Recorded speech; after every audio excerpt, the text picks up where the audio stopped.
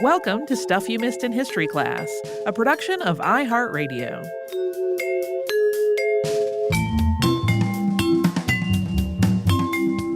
Hello and happy Friday. I'm Holly Fry. And I'm Tracy V. Wilson. So, Tracy, we talked about a lot of horrific things in the Griffith J. Griffith episode. We did. I was curious, what led you to this specific story? He's been on my list for a really long time. Yeah. And then it came up in another project that's going on, just a fleeting mention of his name. And I was like, oh, I should go back to that. It's horrifying, but fascinating to me. Because it is one of those instances where there's part of me that finds the whole thing frustrating because in the long game, he got exactly what he wanted, right? His name is still famous. He's still known and considered a founder of a lot of pieces of LA iconography in terms of their landscape. He got the Greek theater and the observatory that he wanted. Right? Not in his lifetime, but he got them. But yeah, I love a good villain story anyway. I just think it's a really strange and interesting thing. And the thing I really do love, not about this, obviously I don't love what took place, but I really loved combing through the original newspaper accounts of the whole thing because clearly, especially because he was a prominent citizen at that point, every journalist was just completely fascinated and focused on it for a while. And I mean, they really would just pages and pages of coverage from different angles of the case where, one is that one that we specifically talked about a lot that was the first story breaking where we didn't really have Mrs. Griffith's full account yet because she had just spoken briefly to her sister in the hospital. It really breaks down here's what the hotel looks like. And they have little diagrams of where she landed on the roof below. And they're trying to puzzle out the whole thing. And that to me is just really interesting because I like seeing what coverage was like at any given time versus how that story would be covered today in terms of journalistic integrity and stuff. Sure. I mentioned in the episode that moment of the reporter kind of asking him some really good hard-hitting questions, but then at the end giving him the out by saying, so is that all untrue? Yeah, yeah. Going, yes, of course it's all untrue, instead of just letting him dangle for a minute. But there's a good part that I wanted to say for this as the balm to the whole thing. Okay. And a lot of people will already know this. I'm not dropping any knowledge that any Disney fan doesn't already know. The merry-go-round at Griffith Park was installed in 1935. This is a significant feature in the park. It's still there. When it's not a pandemic, you can still ride it. But it is also significant in Disney history because Walt Disney used to take his daughters there to ride the merry-go-round, and it was sitting on a bench watching his daughters ride that carousel that he got the idea for Disneyland. Oh, I don't think I knew that. Yeah. I feel like we might have said it in a prior episode and I forgot. Maybe. But so there is a lot of really amazing history just connected to Griffith Park, including things that were going on during the civil rights movement. There have certainly been other crimes committed in the park, some of which have been grisly and also similarly fascinated the press. The park itself has a really fascinating history, and there's a lot of work has been done to preserve the park's history and really make a robust archive of it. I know the observatory had an exhibit for a while. I don't know if it's still up. That was a history of the park. But yeah, it's these places are all around us, and we don't always think about them having long stories to tell. Sure. But they all do. I mean, we've talked about, Central Park and an entire community that was there that most people have forgotten about. It's like that. Any of these places have probably stories that may or may not be very delightful, but they're an important part of the record and of the identity of that place. So Griffith J. Griffith. I called him a lot of very, very unkind things while doing this research. And in your email, when you emailed me I sure did. outline. It's a show that kids might listen to, so I won't use any of the words I used, but I don't have a favorable opinion of them.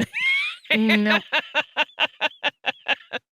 One of the things we talked about this week was Andrew Crosse, who did a lot of experiments with electricity. Yes, he did. So every year My spouse and I are on a team for the MIT Mystery Hunt, which is a puzzle hunt event where people try to find a coin that's hidden on the MIT campus, which of course had to be handled very differently this year because of the pandemic. It was a virtual situation. But because I was going to take Friday off to go with our Monday MLK holiday, that meant I needed to get my work done early. And I was like, what do I feel like I can handle?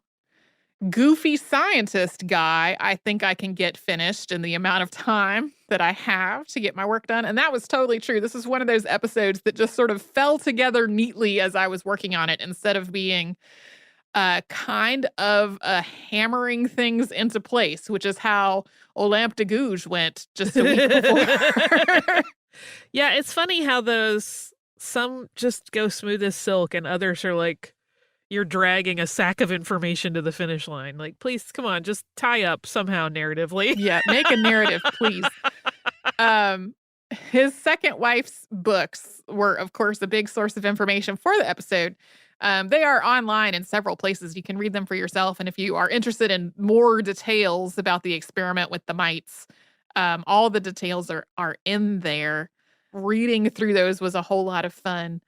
I don't have a great explanation for the mites beyond maybe some mites laid their eggs on there. And it continues to not really have a 100% definitive explanation, right? Only 2 people had this result. A little vague about all of it, you know? I feel like I would blame the water for some reason. Yeah. I'd be like, it's in there when they set up the experiment. That's what it is. I'm basing that on nothing. Yeah, various household mites can also be pretty hardy if you have ever tried to get rid of dust mites in your house or whatever. It can take a whole lot to try to do that. Number one, it's clear that in his school years, like his boyhood school years, he sounds like he was a handful. And then as an adult, he just became kind of this eccentric, I'm going to do experiments in my house, which, a lot of scientific work happening at that time was just people who were enthusiastic and interested and had enough money to support their science habit. That's true. I promised you a story about time.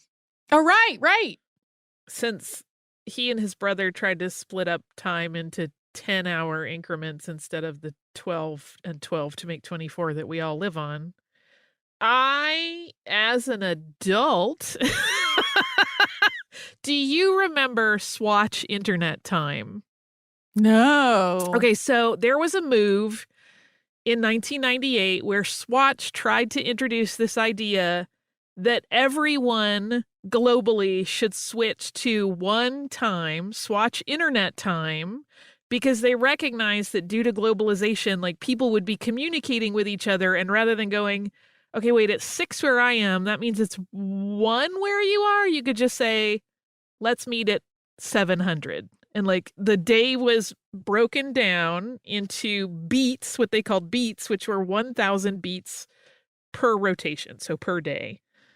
I would have been in my mid-20s at this time, and I wanted everyone to adopt Swatch Internet Time. I thought it was brilliant. I tried to live by it, much to the frustration of everyone around me, because I would be like, oh, do you mean, they would be like, oh, breakfast is at 8:30. And I would be like, oh, do you mean, 312 or whatever? It was just never going to work.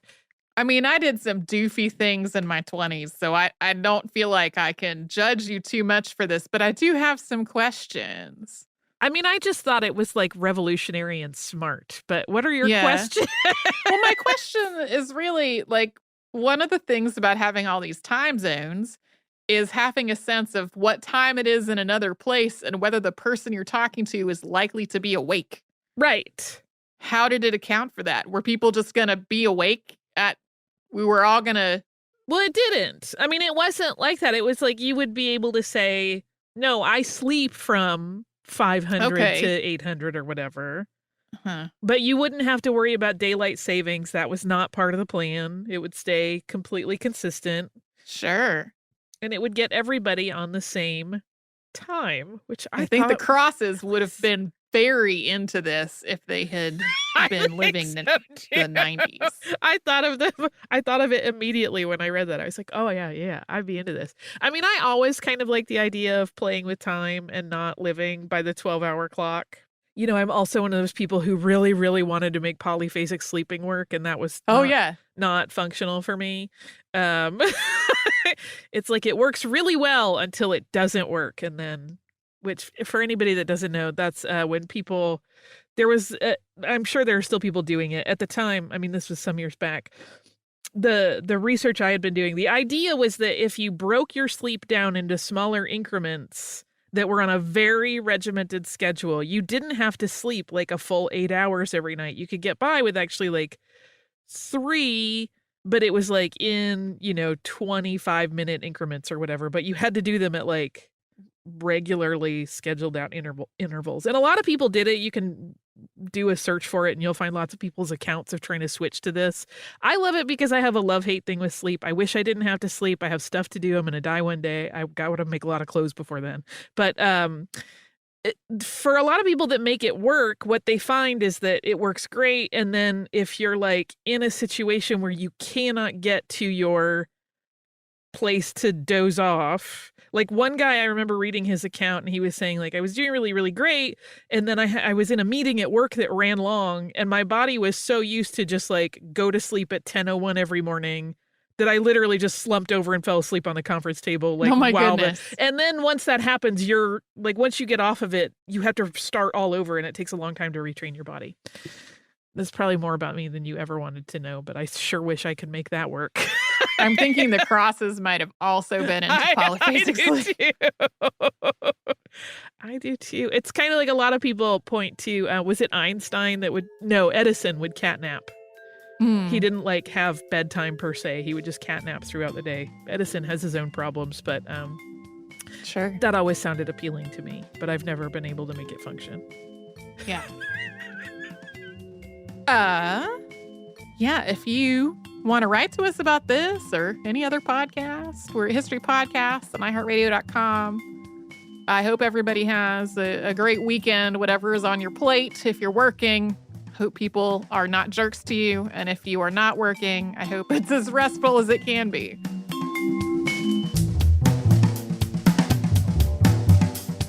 Stuff You Missed in History Class is a production of iHeartRadio. For more podcasts from iHeartRadio, visit the iHeartRadio app, Apple Podcasts, or wherever you listen to your favorite shows.